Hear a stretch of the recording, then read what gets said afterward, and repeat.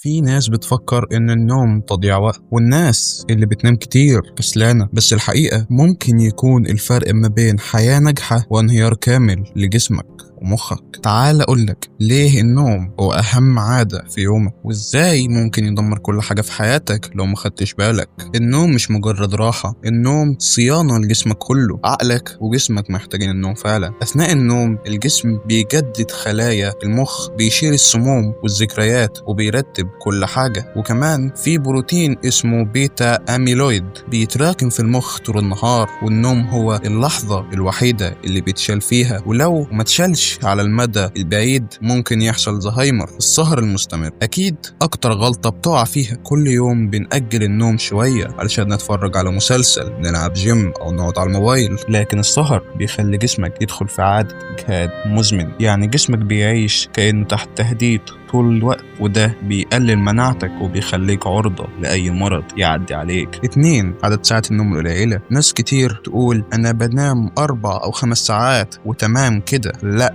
ده مش كفاية. الدراسات بتقول إن أقل من 6 ساعات نوم بشكل مستمر بيزود نسبة الوفاة المبكرة، ممكن يسبب أمراض القلب والسكر والسمنة. أنت ممكن تحس إنك فايق بس جسمك من جوه بينهار بالبطيء. 3. مواعيد نومك عشوائية. مرة تنام الساعة 3 الفجر، مرة الساعة 10 بالليل، مرة تنام النهار وتصحى بالليل. ده بيضرب الساعة البيولوجية بتاعتك. الساعة البيولوجية دي مسؤولة عن ضبط كل حاجة: الهضم، الهرمونات، ضربات القلب، وحتى الحالة النفسية. لو وصلت للنقطة دي غالبا الفيديو ده عجبك. دوس لايك واشترك في القناة وفعل الجرس عشان يوصلك فيديوهاتنا اللي هتغير حياتك للأحسن بإذن الله. خطوات بسيطة تنقذ نومك وحياتك. نام في نفس الميعاد كل يوم. الساعة البيولوجية بتحب الروتين، وده بيساعد جسمك ينام أسرع ويدخل نوم العميق. خلي أوضتك مظلمة وباردة نسبيا. المخ بيربط الظلام بالراحة، والأجواء الباردة بتساعدك إنك تدخل في النوم العميق. تجنب الأكل التقيل